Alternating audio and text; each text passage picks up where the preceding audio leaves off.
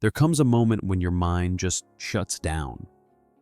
Not because you're lazy or undisciplined, but because you've been strong for too long. You've prayed, pushed, held it all together, and now even thinking feels heavy. It's not just stress. It's not just tiredness. This is mental fatigue, spiritual exhaustion, the kind of burnout where your soul feels like it's running on fumes. And here's the part most people miss. God isn't asking you to push through it alone. In fact, sometimes He lets you hit this wall so you'll finally stop striving and start surrendering. It's a hard truth, but a freeing one. Your weakness is not a curse. It's an invitation. Because when your own strength fades, God's strength steps in. The Holy Spirit help isn't just a comforting thought. It's the exact power you need right now. If you're feeling drained, spiritually numb, or stuck in survival mode, don't tune out. This is exactly where healing begins. This is where Christian encouragement meets reality.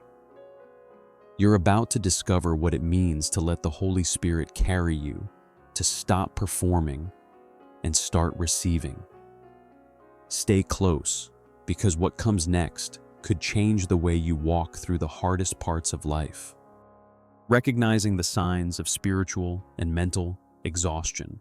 Most people don't even realize they're burned out until they're already deep in it.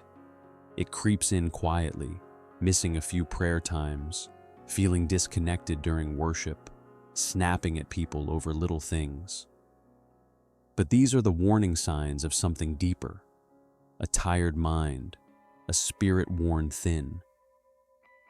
When you find yourself going through the motions, but feeling empty inside, that's not just life being hard. That's your soul waving a white flag. And ignoring it, that only makes the fall harder. There's a huge difference between needing rest and needing restoration. Mental health and faith go hand in hand, but in the Christian world, we're often told to just pray more when we're struggling. But if your body was breaking down, you wouldn't just drink water and hope for the best.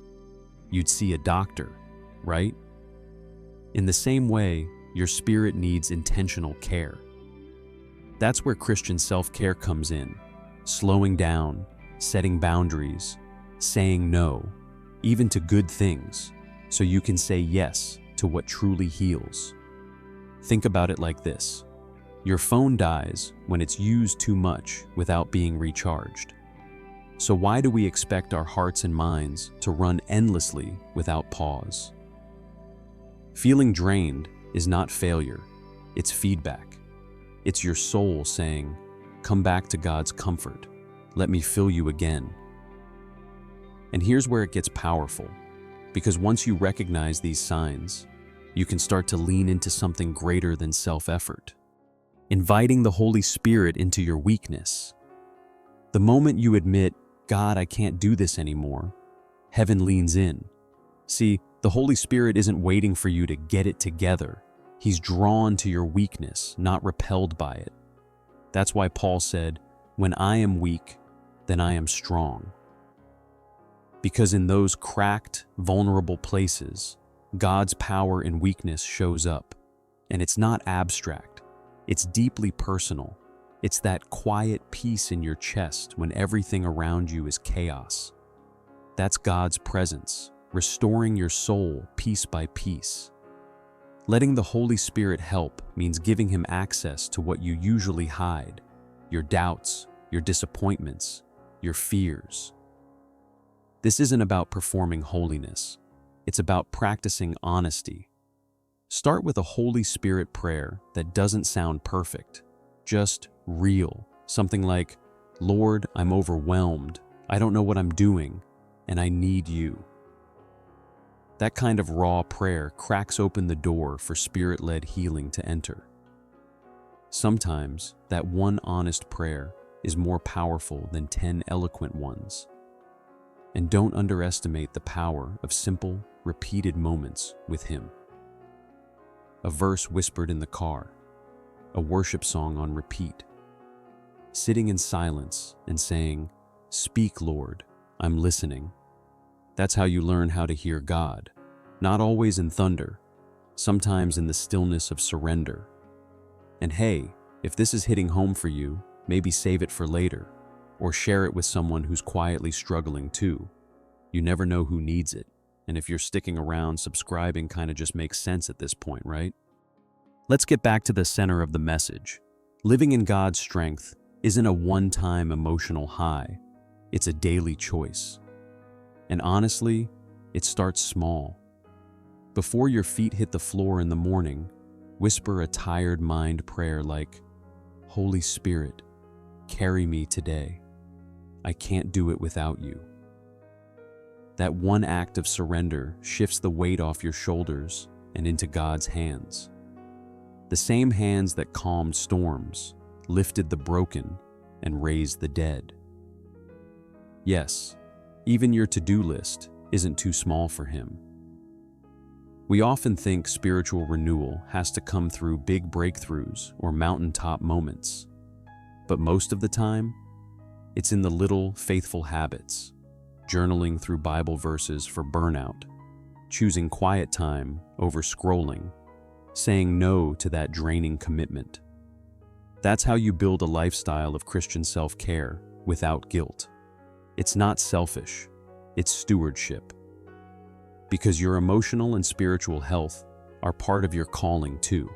And when you live like this, when you stop pushing through and start walking with, the pressure lifts.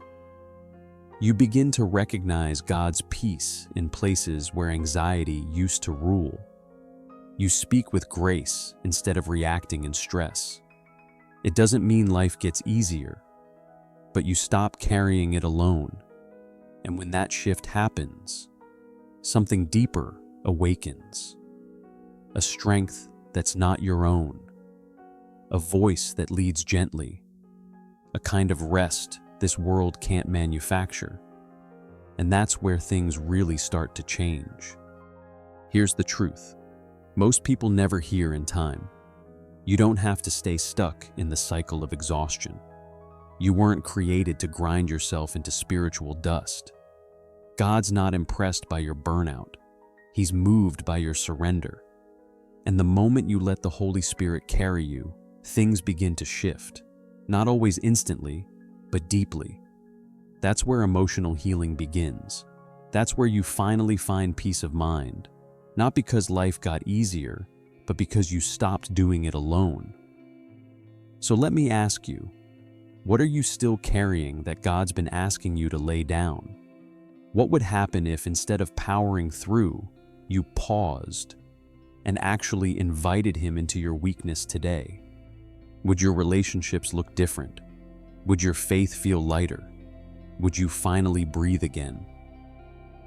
If this resonated with you even a little, take a second to subscribe and turn on the notifications.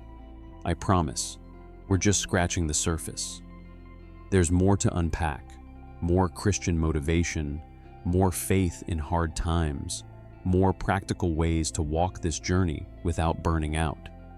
And hey, maybe share this with someone you know is quietly struggling.